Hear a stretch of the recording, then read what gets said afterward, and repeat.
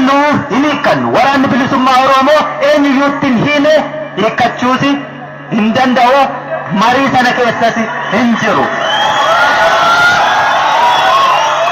Erga inni hiikkattu ta'ee sin nyaachisu sin obaasu na keessan sosso'iinii naan jechuu dandeessa. Kaleessa iyyuu ani hidda mukaa nyaachaan ture. Situ dammaqee na nyaachisa jennaaniin har'a biddeen nyaadhe malee. Ammas yoo jette hidda mukaa nan dhowwattu. Kophee kiyya guggubee nyaadha. Ati bilisa gaa'uun feetu mukaa fi bineensa kiyya bilisan baasaa jechuu. Qananii namaatiin olee haa jiraatu bineensi. Hanga bineensa hanqattaa Oromooti. Hanga bineensa hanqattaa biyya faranjiitti beeki. Sarooni jireenya nuti asii jiraannu caalaa jiraatti. Sammuu dhabnee biyya keenyatu qabeenya hin qabu. Beekumsa dandeettii nama dhabne maal abdere bilisummaa dhabde taanaan sanaaf carraaqataan jirtu. Yenna bira geessu maaliif harkaan qabachuu dadhabdee namatti laattatta namatti laattatiin isin jechuutti jira.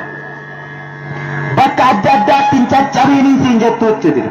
Akkuma gaafa duutuu sanaa wal hammadhuutii du'eerras. Warri kaleessa qabsoo kana booresse lubbuu isaa mararfanne riqicha ta'ee anaafsi akka irra ceenu nu taasise waan jedhan qaban. Wanti isaan jedhan akka saree botaa waggaa 100 jiraachuurra akka leencaa baroodee halkan tokko booddee duunaa wayyaa jedhan kabajaan sanaa jechuudha. Du'a yoo taate immoo qabsoof ba'aniif hin du'an. Qabsoorraa oolaniifis du'an oolan. Namni gaafa du'u du'a.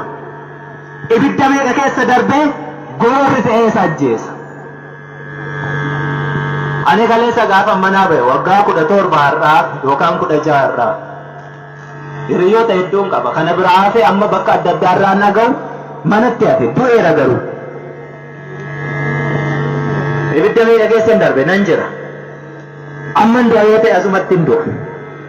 Sichi waggaa 5 yoo ta'e yoo amma waan barbaadde ibidda natti darbatte waggaa 5 sananuman argaa jechuudha.